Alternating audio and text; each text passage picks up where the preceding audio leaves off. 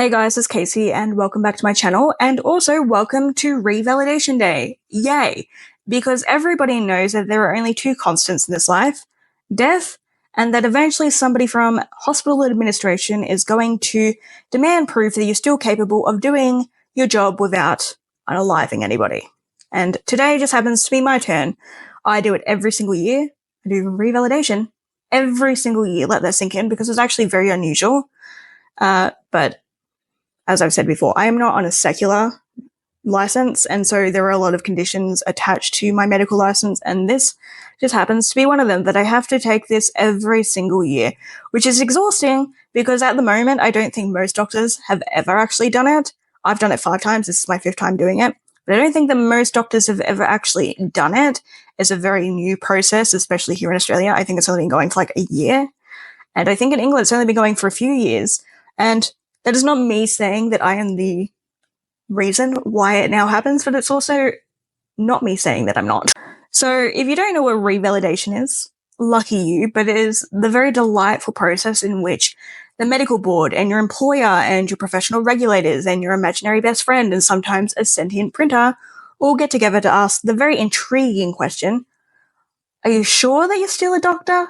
You know, as if the last 365 days of resuscitating idiots and diagnosing morons and fending off malpractice suits was not evidence enough of that. But no, apparently that is not enough. They require documentation. They require evidence and forms and feedback and reflection. The bureaucratic holy trinity of suck. So right now it is 7:30 in the morning and I am going to go take a shower and wash my hair and then drag myself out of my house, my nice warm house, to drive 4.5 hours down the road to a library because for some reason this can't take place in my local library. So I need to drive 4.5 hours to take a test on just a standard computer that they supply me with. Again, there's no reason why I have to drive 4.5 hours. They just make me. So that I can take what is essentially just a giant MCAT test with a bit more complexity. Not because I love my job or I particularly care about my patients or I'm feeling the irresistible pull of the Hippocratic Oath in my cold, dark soul. No, I'm just doing this because it's what the powers that be demand of me, and so off I go. I'm going to go do it. Hello, I am back. I am back from my revalidation, and it was worse than I thought. Not the actual test itself, but everything that followed.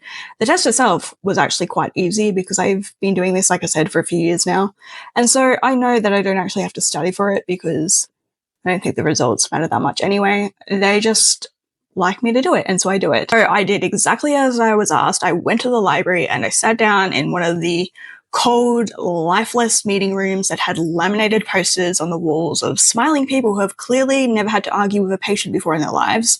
And I went into the revalidation portal, which is pretty much just an IT digital maze made by some kind of tech genius who has never had to interact with a grown adult human before in their entire lives.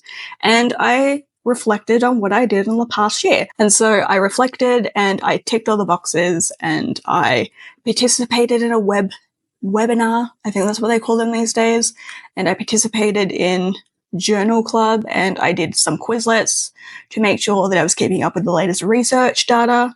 Sure. Whatever. All of that was fine. Actually, I will tell you about one activity they made me do, which was quite fun, where I had to read a fictional Reddit post about some guy who self-diagnosed himself with Lyme disease and then decided to treat it using pickle juice and essential oils.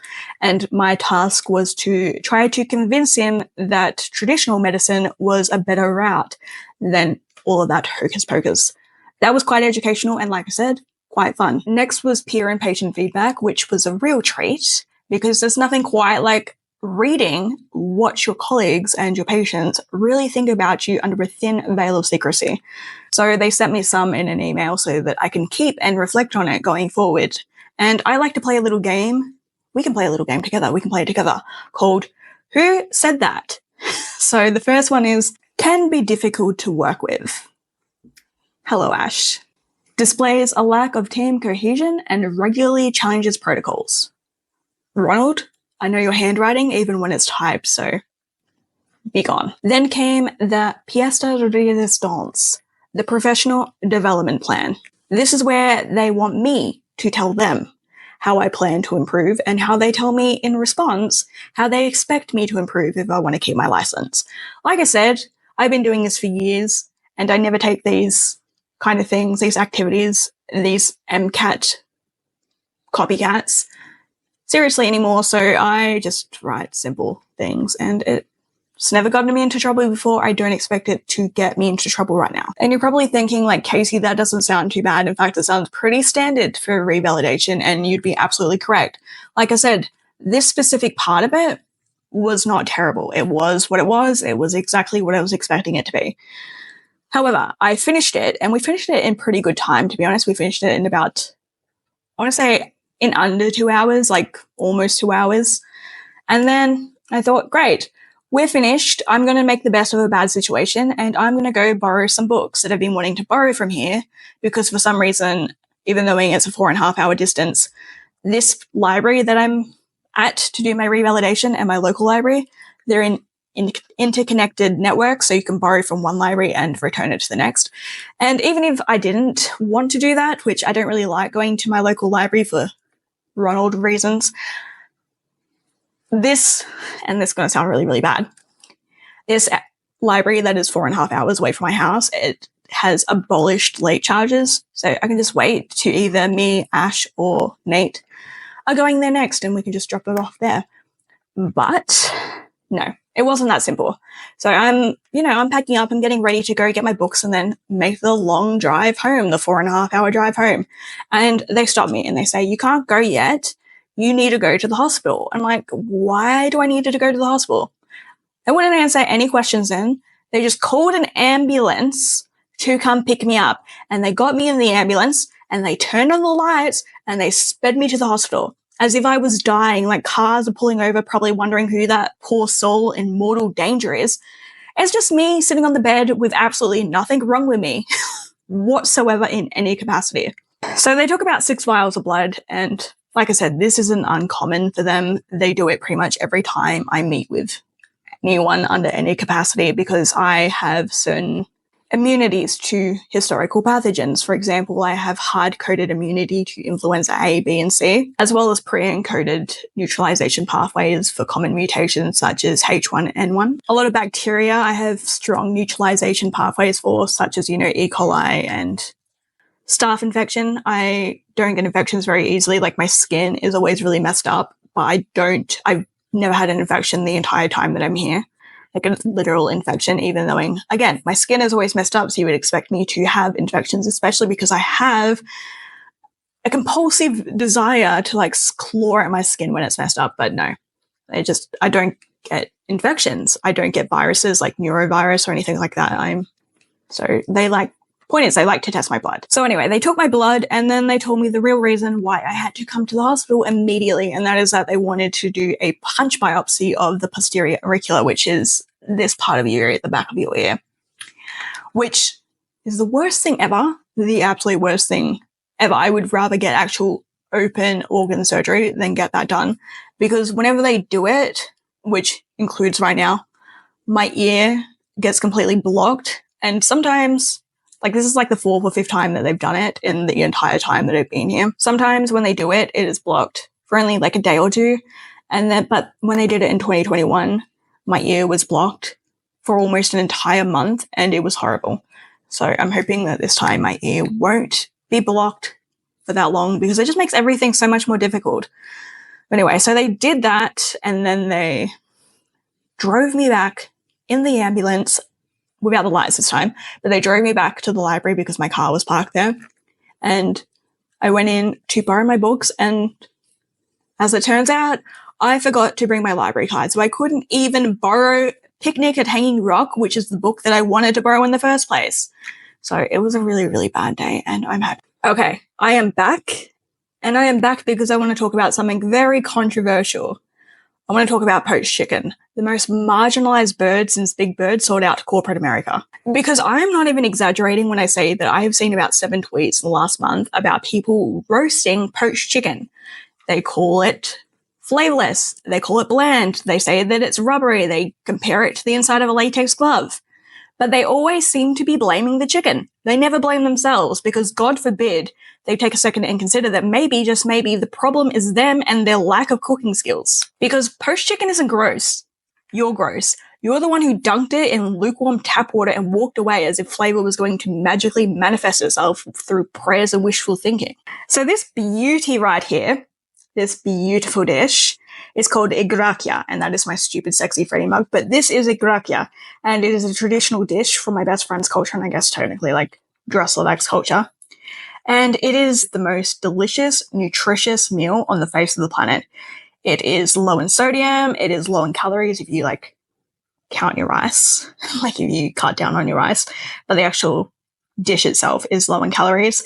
It's gluten-free, it's dairy-free, it's sulfite-free, it has no added sugar, no added salt. It is so, so, so delicious. And it is made with poached chicken. Like, look at that. Look how much flavor that has. Look how juicy that is. Because poached chicken is delicious when you know how to actually cook it. But none of you do, because you're all afraid of raw chicken, and so you have no idea how to cook it.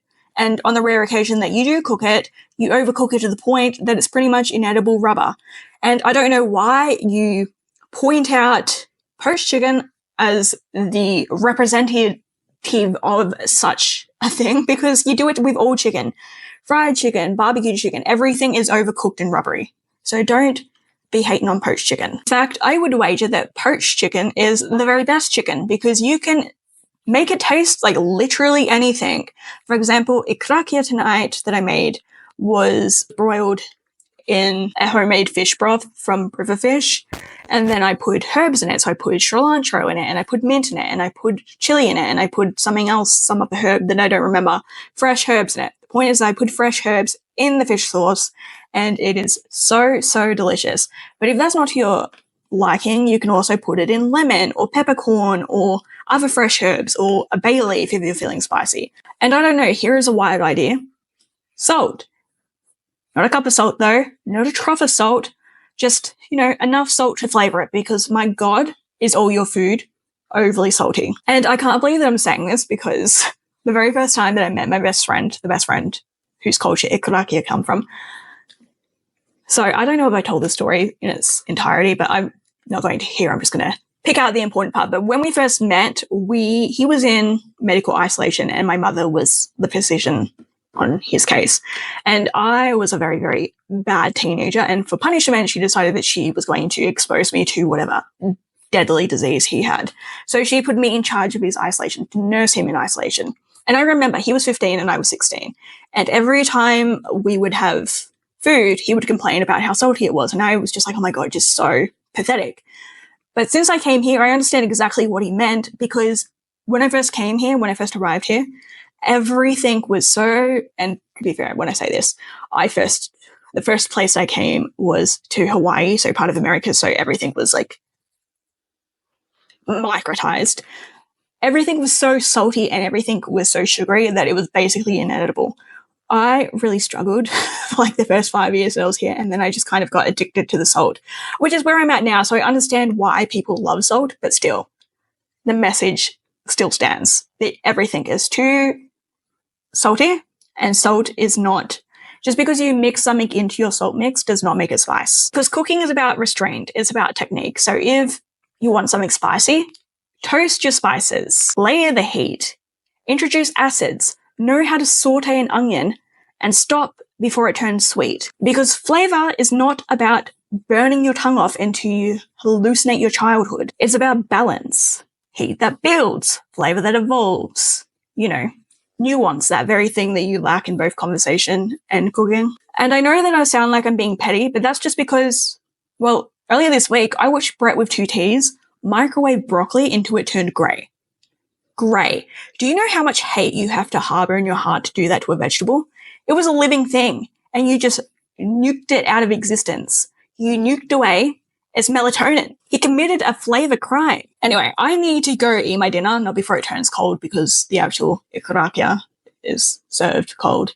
The rice is warm, but the actual dish itself is cold. Anyway, I need to go eat. So my closing statement to this entire argument is that if your entire dish's flavor profile can be summed up as either spicy, sweet, or salty, congratulations, you have the palate of a toddler. grow up. Just quickly before I sign off for the night, some people have been asking about the story of the magpie that I mentioned very briefly in my last video.